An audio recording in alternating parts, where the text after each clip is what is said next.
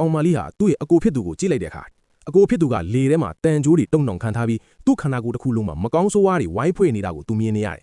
။ဒါပေမဲ့အဖေနဲ့အမေအပါဝင်ဘသူကမှဒါကိုမမြင်ရဘူး။ကောင်မလေးကအကိုကြီးကိုတန်ကြိုးတွေတုတ်ထားတယ်လို့ပြောပြချတယ်။ဒါကိုကြားလို့အဖေဖြစ်သူကစိတ်တူသွားတာပေါ့။သူ့စိတ်ထဲမှာဒီမွေးစားသမီးလေးကစိတ်မနှံ့ဘူးလို့ထင်သွားတယ်။ဘေးနားကလူတွေကလည်းဒီကောင်မလေးကိုအိမ်ကနေချက်ချင်းမောင်းထုတ်လိုက်ပါလို့ဝိုင်းပြောကြတာပေါ့။တယောက်တည်းမြင်နေရတဲ့တန်ကြိုးတွေကိုကိုက်ဖျက်ပစ်လိုက်တယ်။ပြီးတော့အကိုကိုဘောကမကောင်းဆိုးဝါးတွေကိုပါသူ့ပါဇက်နဲ့ဆုပ်ယူပြီးမျိုးချပစ်လိုက်ရော။ဒီဒဏ်ကိုမခံနိုင်တော့ပဲကောင်မလေးလည်းမေ့လေသွားချာတယ်။အဖေလုပ်တဲ့သူကသူ့သားကိုကောင်မလေးကိုက်လိုက်တဲ့အထင်ပြီးဒေါသတွေထွက်ကောင်မလေးကိုမောင်းထုတ်ခိုင်းနေတော့မှပဲအန်အိုးစရာကောင်းတာတစ်ခုဖြစ်လာတယ်။သုံးနှစ်လုံးလုံးကိုမာဝင်ပြီးတတိမရပဲအိတ်နေတဲ့သားဖေသူကရုတ်တရက်နိုးလာပါလေ။အားလုံးအန်အိုးမြင်တတ်ကုန်ကြတာပေါ့။ဇရာဝင်တွေလာစစ်ဆေးကြည့်တော့လူနာကလုံးဝကောင်းသွားပြီးခဏလောက်အနားယူလိုက်ရင်ပုံမှန်အတိုင်းပြန်ဖြစ်တော့မယ်တဲ့။အဲ့ဒီအချိန်မှာပဲမေ့လဲနေတဲ့ကောင်မလေးကတတိရလာပြီးအကိုနဖူးလေးကိုလက်နဲ့အသားရလာထိလိုက်တယ်။အကိုဖြစ်သူလည်းချက်ချင်းဆိုသလိုအားရင်နဲ့ပြီးွားသွားသလိုခံစားလိုက်ရတယ်။အဲ့ဒီတော့မှကောင်မလေးကိုသားသမီးအရင်လိုပဲဆက်မွေးစားဖို့ဆုံးဖြတ်လိုက်ကြတယ်။နောက်တနေ့ညစာစပွဲမှာတော့ကောင်မလေးကသူ့မွေးစားမိဘတွေရဲ့ကိုယ်ပေါ်မှာမကောင်းဆိုးဝါးတွေကန့်ညီနေတာကိုထိုက်မြင်လိုက်ပြန်တယ်။မိဘတွေကဧည့်သည်ပွဲတစ်ခုကိုသွားမလို့ပြင်ဆင်နေကြတာ။ကောင်မလေးကအတင်းတားပြီးမသွားခိုင်းတော့ဘူး